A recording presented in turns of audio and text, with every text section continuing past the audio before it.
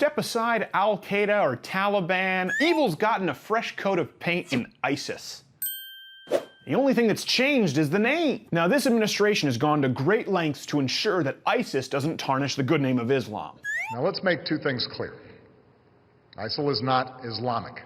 After all, it's just one very small, lone extremist group. It's not like Islam promotes murder, discrimination, or hatred anywhere else in the world, right? Except for literally everywhere else in the world. Disregarding Iraq or Syria because they're clearly the minority, let's look to the more moderate Islamic countries. I mean, it's not like virtually all Islamic countries are legally allowed to kill non-Muslim converts.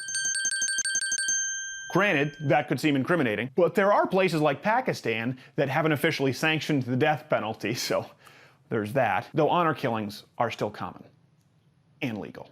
But how is the UAE even on that list? It's the most moderate Islamic country in existence. Leftists even vacation in Dubai. Oh my gosh, I love Dubai. Oh, I know.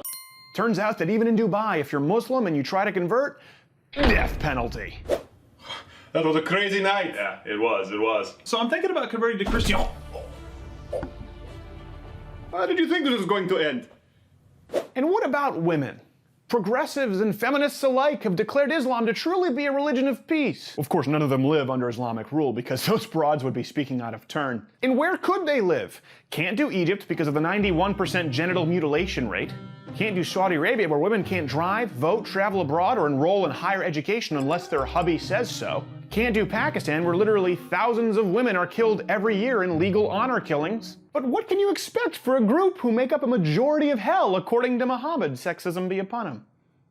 Well, what can we say, ladies? If you don't want to be a hell-bound second-class citizen, you shouldn't have been born a girl. But let's look back to the most moderate Islamic country, the UAE. Even there, along with legally killing converts and banning free speech, men can legally beat their wives.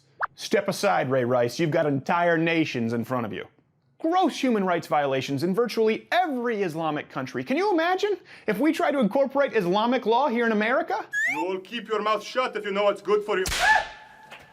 In these countries, not only can men smack their broads around, but if you're a woman and happen to be raped, you can go to prison simply for coming forward, even in ultra super progressive Dubai.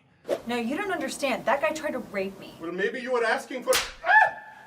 So where Islamic law exists even a little bit, we see horrible human rights violations that would have leftists fuming if some Southern Baptists tried to enact them in America. So I ask you again, where is this so-called moderate Islam? Comment below. Why are pretty much all Islamic countries so evil in their treatment of non-Muslims and women, not to mention gay people? To answer those questions and more, I'd like to point you to some quotes from the original ISIS member, Muhammad himself.